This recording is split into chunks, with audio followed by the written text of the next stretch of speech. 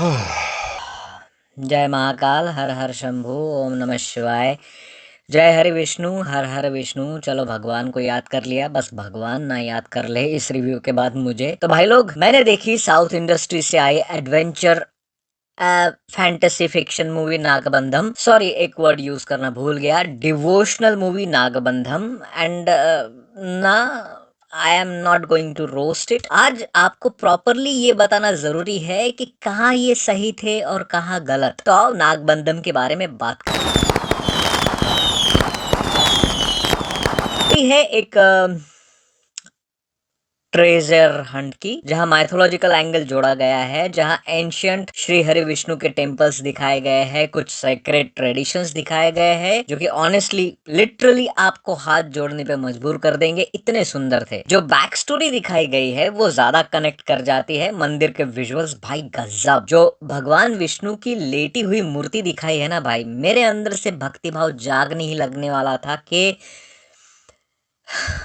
क्या बोलूं मैं अब। सी, टॉपिक एक्चुअल में इनके पास अच्छा था, लेकिन I can say it's a poor direction, जो ऐसी दमदार स्टोरी को एक सही screen play and presentation and even actors तक नहीं दे पाए। एंड दिखाया गया है कि विलन के द्वारा ब्रह्म कमल का यूज करके नागबंधम की किताब को खोल के फिर ब्रह्म कमल को चाबी की तरह इस्तेमाल करके खजाना कैसे लूटा जाए।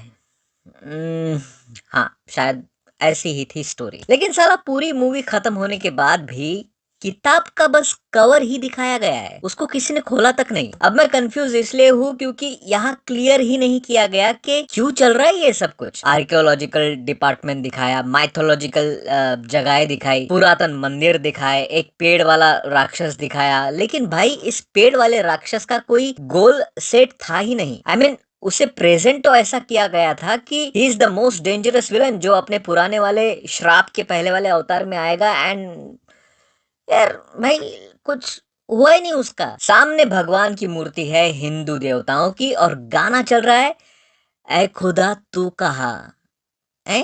टॉपिक चल रहा है भगवान और भक्ति का। 2 मिनट पहले भगवान विष्णु की इतनी सुंदर प्रतिमा दिखाई, उसकी पूजा आरती यज्ञ दिखाया, एंड दूसरे ही पल हीरो हीरोइन के साथ सफेद छोटे छोटे कपड़ों में लव सॉन्ग गा रहा है। भाई हीरोइन पानी से छोटे कपड़ों में निकल रही है, एंड माइंड इट, उन कपड़ों में एंड बिकिनी में ज्यादा फर्क नहीं था भाई। तो ये सब नहीं होना चाहिए था, क्योंकि इसे आप एक डिवोशनल पॉइंट ऑफ व्यू से प्रेजेंट कर रहे हो ना। It should be avoided. अभी भी मौका है, उस सॉन्ग को मूवी से हटा दो, ट्रोल होने से बच जाओगे आप। लेकिन मैंने रात के 10 बजे का शो देखा भाई, एक मिनी थिएटर में, जहाँ एक्चुअली हाउसफुल ऑडियंस थी, जहाँ मेरा भाई भी मेरे साथ था। एंड उसे सेकंड हाफ बहुत अच्छा लगा, क्योंकि वो सो गया था। मैंने उसको उठाया एंड ही सेड, भाई ऐसे मूवी को दिल से समझना जरूरी है, आंखें बंद करके तू नहीं समझेगा। और फिर से वो अपने गहरे ध्यान में चला गया। इवन यहाँ पर भी वो पुनर्जन्म वाला किस्सा है भाई। एक हीरो जो पिछले जन्म में रक्षक था, इधर भी वो नया जन्म लेकर फिर से सबकी और अपने सनातन धर्म की रक्षा करने के लिए आया है, which is mind blowing concept भाई। पुनर्जन्म वाला इतना ओरिजिनल कॉन्सेप्ट आज तक आपने हॉलीवुड में भी नहीं देखा होगा। एंड यहाँ पर थोड़े ही ना रुकती है ये फिल्म। मैं वेट कर रहा था कि जिस दरवाजे को खोलने के लिए इतना तामझाम हो रहा है, हीरो की पूरी फैमिली मार दी गई, खून खराबा हुआ, ब्रूटैलिटी दिखा दी, हीरो की बैक स्टोरी दिखा दी, इस ब्रह्म कमल का इम्पोर्टेंस दिखा दिया, एंड जैसे ही वो दरवाजा खोलने के लिए गए, अगले पार्ट में आना, हाँ